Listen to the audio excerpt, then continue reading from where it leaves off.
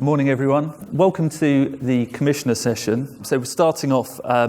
Can I welcome Channel 4's Head of Formats, Music and Education, Dom Bird, to join me on stage.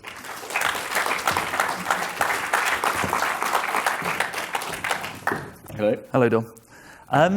Dom, I think we have to get this out right at the start of your one for Channel 4, because you don't have a kids channel. What you do is perhaps slightly different to a lot of the other commissioners and channel people who are here. So can we kind of spell out at the top what Channel 4 is mandated to do, and in fact, what you do in that respect? Yeah, I think sort of trying to be as clear as possible about it is our children's policy is sort of informed by two things. One is our remit, our Ofcom requirements, and the other, as a channel, is our sort of strategic view on what we can do best, what we can excel at, and they're decisions that we have to make. The Ofcom requirement, sort of in precise terms, is creating content and programs that appeal to older children and teens. So that's the precise definition of what we're required to do. That also coincides with what we think we can do well, and what historically we have put a lot of effort into and feel we've got success and traction and influence with that younger audience. And to home in on that point, is that programming then broad programming that reaches a wide demographic, not kids programming or youth programming, but over-indexes in that 10 to 14 space? Well, I think you could probably break it into three parts, really. So one is exactly that, and there's lots of examples of programs like The Jump, Secret Lives of 4, 5, 6-year-olds that massively over-index for 10 to 14s that are thoroughly enjoyed by that age group, but actually a sort of family viewing that parents and adults will watch as well. That is one part of a sort of three-pronged strategy. The other is education. And Emily Jones, who's our Education Commissioner, she has a very sort of distinct policy around commissioning for education, which previously used to be very, very schools and learning based, and I think in a sort of in a previous generation, now it sits at the heart of the schedule. It's aimed at sort of older teens. It's quite challenging stuff. So in the last sort of 18 months or so, we've had underage and gay, transgender season. Obsessed with My Body. She sort of curates a Am I Normal web hub, which is all, the way we define education, it's the gap between what schools teach and what your parents tell you. The big chunk in the middle that no one's going to tell you about. And Channel 4, we think we're quite well placed to do that. So that's sort of the middle tranche. And the final element is programs that are actually pretty straight down the line skewed for 10 to 14s, and there's examples of Ackley Bridge is a great example of that. Stage School is a show we put on E4 last year, and it's coming back this year, Bigger and Better, which massively over-indexes 10 to 14s, but this year is directly aimed at them. The second season is different in terms of the first, focus. The first season, it's a kind of real life next step. It's a real stage school. And the first season was 7:30 on E4, young skewing, but was a bit more conflict driven. Off the back of Hollyoaks, it felt like it kind of needed to be feel a bit more grown up. Second series is aged down to feel very specifically sort of closer to 10 to 14. In fact, if it's helpful, I have a clip. I think that's the perfect cue.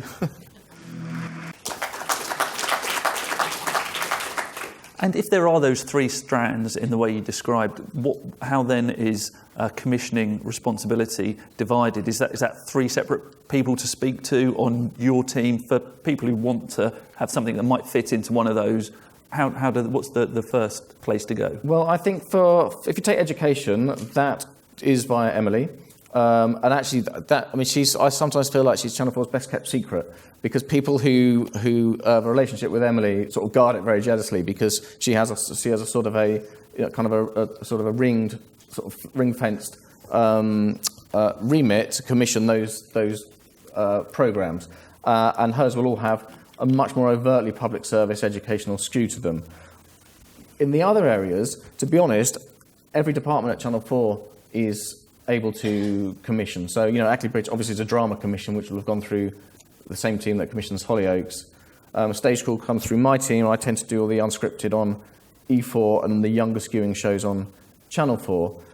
But I feel it's it's all about relationships. And are we predominantly talking about E4, given that the raison d'etre of that channel is to reach young people? Well, I think not exclusively. So I would say E4 is it's the sort of the youngest of the digital skewing channels. Our post-watershed content is quite post-watershed. So although young people will find it, we're not aiming at young people. The pre-watershed slot on E4 is a good. If people are looking for steers, 7:30 on E4 half hours is a good place to be thinking about what we might be able to position that works for that age. But Channel 4 as well. We've got increasingly programs that appeal to families. There's a series that is in production right now called Masters of Lego, which is a program that will play in peak on Channel 4, but is unashamedly aimed at 10 to 14s as well as their mums and dads. So we can fit things across the schedule. And I think we're going to talk about that. But you mentioned Ackley Bridge. Now, I think clearly that's a show, for those who don't know, set within the confines of a school. It's about a school, but it doesn't immediately strike me as a show that would reach out to people at school, because it's very mature in terms of the themes and such. Should we take a look and then have a talk about that? Now, Dom, I suspect that's very different to most clips we will see have seen throughout the course of the conference. In what respect is that a show for youth and kids specifically, as opposed to just a big glossy prime-time, high-budget piece of drama? Well, what I would say is, firstly, it's challenging, and I think that's probably what Channel 4 is about. So I think it's sort of that's the right thing for us to be doing. The other thing is, I think we talk about 10 to 14s a lot, as if they're like just one group, and I think everyone will know this here, which is, of course, the difference between a 10-year-old and a 14-year-old is enormous. So it doesn't have to be for that entire group, it has to be for elements of that group. The other thing, and I don't want to sort of talk statistics, but I have to mention this because I was so surprised seeing it, is that this is something like 500% up on slot for 10 to 14s. I mean, it's astonishing the impact it's had with that age group. And so you think that is absolutely doing what we intended. It's interesting, isn't it? I guess for producers in the room thinking about how can we work with Channel 4 and E4, that might seem kind of something else, because that clearly comes from a big drama production company. But are you saying that the door, you do want to speak to people making stuff for for the upper end of the sort of age ranges? Yeah, well, I mean, absolutely. I mean, we're older children. That is our remit. Equally, we have to cut our cloth. We're owned by the public, but we have to pay our way. So not everything we can make is big budget. But Stage School, which you saw earlier, that's a low tariff series. We commission 30 eps, half hours, and it's low tariff. So it doesn't have to be.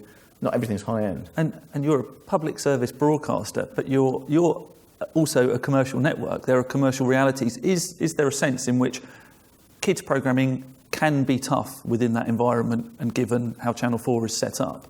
Yeah, well, I think that's true. I think it comes back to that ethos of we have 15 different points in our remit, all of which we really hope we excel at, and we have to make a call. What can we do the best? We want to do everything we do as well as we can do it. Trying to do everything, it would mean we do everything. Everything would be mediocre. So we've this is an area that we put a lot of effort and focus into, and hopefully can make decent programs. You mentioned the Lego show. Tell us about that. Building bricks. That feels like we're back on solid. Yeah. So no, it's literally in the edit. It's not that we haven't even got a finished episode yet. But what I love about that is and we were talking a bit earlier about the sort of the pitching process and how when people come to pitch, they quite often feel the need to have sort of 20-page documents and lots of tapes and enormous amounts of research. And of course, that all comes, but actually what you really start with is a top line. And I think all the programs that I feel historically we've had a lot of success with have sort of come as a sentence. You know, the idea of doing a Lego building competition, that isn't an original idea. And there are lots of people who've had a similar idea. But you sort of, you know, between that and timing and access and production team and the execution, you know, that's sort of what gets things across the line. And I think we've had, you know, I can think of lots of examples of programs that have been really successful for us that came in as a very, very simple idea rather than a sort of a complicated. And in terms of the mechanics, came in as email or someone on the phone. Yeah, What's the actual process? Yeah, the slightly unhelpful thing is there's no one process. You know, so some of it will be face-to-face meetings, some of it will be one-liners on an email. But what I would say is simplicity is key. I mean, there's a show that we have a big peak time series called Hunted, which actually also is very popular with the really young demo. We've just shot Celebrity Hunted, which I think they will absolutely laugh. But that was literally just a sentence. It was what would you do if you had to just dump everything and disappear? And we sat there and just thought, God, that's an interesting concept. And it went from that to funded development within the space of a half-hour meeting. So simplicity is often the key. And I think ahead of it even being broadcast, you brought a sneak peek of the Lego show. Yeah, so this clip of Lego is probably not even going to make the show, but it's just something they've put together just to give you a little sense of why we think this hopefully will appeal to young people as well as older people. This week, the animals are taking over. From life-size brick beasts... Bit to the left. ...to swarms of insects. To stay in the competition, our teams must master the seemingly impossible. Making a square plastic brick round. What they're going to have to do is take very rigid geometric plastic bricks and then try and create things that are really, really organic and look like they've come to life. Oh no, Jamil, we're screwed. 5 teams remain. Okay, don't panic. Where are the cheese slopes? I'm going to scream if I don't find a cheese slope. These are thumbs, are they? Oh, this is so stressful. Only 3 will make it through. Well, he's a magical mushroom. Oh, I've had some of them. It's Masters of Lego. Don't leave me hanging.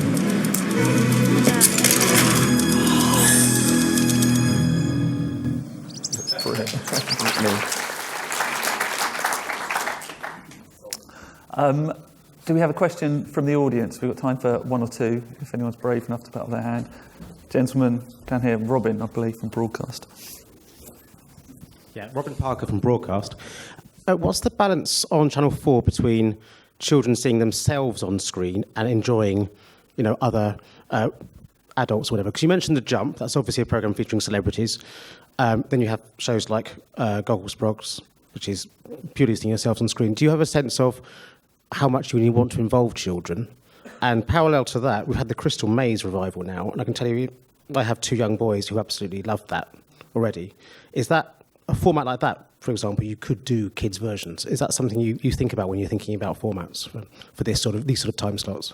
Well, I mean, things like Secret Lives has demonstrated that there are big audiences for watching children watching themselves, but also parents watching children. So we're aware that works for us. Stage School this year, we've aged down. So the cast of Stage School are younger than they were in the previous series. So absolutely, I don't think there's a distinction between some things for putting children on screen or putting adults on screen. I think we're looking for just brilliant content, and I think it's been demonstrated that what I love about Masters of Lego is that you've got 9-year-old teams against 55-year-old teams, and they're shoulder to shoulder because something like that is about your creativity and what's going on in your brain in a way that most other areas you can't compete in that way. So absolutely, I think we're already doing that. Do we have another one? A little bit more on the Stage School. Is it going for the same slot as before? Because you mentioned before it was sort of a bit conflict-driven to be after Hollyoaks, but that is the slot, which is where you're aiming for this age group. Yeah, to be honest, it's an ongoing conversation around where the best place to position it will be. What we really want to do is try and sort of serve that audience in the best possible way. So So it's a conversation we're having. Gentlemen, if you could say where you're from. Oh, hi, yeah, my name's Howard Litton. I'm a consultant and sort of old-timer, I guess. I just wanted to ask Dom the question, do you think actually the truth is that you're really targeting teenagers and that actually you're not really targeting, let's call it older children, if we're saying it's 10 to 14, really you're really targeting 15, 16-year-olds and older? And my second question was, do you actually... do you think that really part of the strategy of Channel 4, and you've sort of touched on it, and I would like to ask you if you think it's right, is that it's almost a kind of a byproduct of some of the shows that they get lots of kids. So you could, in theory, using that argument, play the X Factor back to back and call it a kids channel because you'll get huge amounts of kids. I'm not sure I necessarily buy completely what you're saying. I just wondered if you think that you're going to maybe move more into proper, let's call it older children, as opposed to teenagers and young adults. And I totally get where Channel 4 is coming from, by the way, but it just seems like, dare I say, it's somewhat disingenuous just to sort of make that point, and maybe that's being a bit harsh, but just wanted to ask the question whether you think you will ever go into kids proper, let's say, with kids programming aimed at older kids and not just teenagers and young adults. Yeah, I mean, I think, I don't mean it in a cynical way. I think part of our remit is older children, and I think that's what we focus on. I think, if you look at that clip of Stage School, and if you watch the new series, that is undeniably younger skewing. I think I've got young children. I think that's probably, that's a sort of a 7 to 10-year-old series potentially. That's deliberate. The last series skewed older, so we've aged it down. I think your point around whether we're sort of hoovering up young people with shows that get a broad audience is that's an element of what we do, and we produce and commission and brief some of those shows knowingly to try and get a younger audience. So we're motivated by trying to attract a young audience, but it's a legitimate. It feels like a legitimate part of a schedule. I guess, Dom, and speaking to producers, I guess one question is where, with this definition of programming for young people, you could, as Howard points out, you could put a large number of reality, shiny floor shows in there, and they would be picking up big 10 to 14-year-old audiences, and yet don't really feel like they're programs made for young people. I suppose theoretically you could do that, but that isn't what we're doing. And I think you look at Goggle Sprogs, and I think that's very clearly not putting X Factor back to back. And you look at Lego, and you look at Stage School, and you look at Ackley Bridge, and you look at those programs, and that they're not those programs that you're talking about. So I think it's a theoretical point, which I understand, but I feel fairly confident we're not doing that. I certainly hope we're not doing that. And if Channel 4 has kind of, within the conversation we're having, specifically targeting 10 to 14, and that's quite clearly the audience you're going after, it would seem that maybe the BBC will be going more heavily after older kids with the increase in funding announced this week. Do you feel some competitive pressure from another public broadcaster? I don't think I would describe it as competitive pressure. I mean, I think we work in a competitive industry, and I think we're very confident in our content, and we will continue to do what we think is the best, and hopefully commission the best shows, and that's the audience will find them. Perfect. Please join me saying thank you to Dom Bird.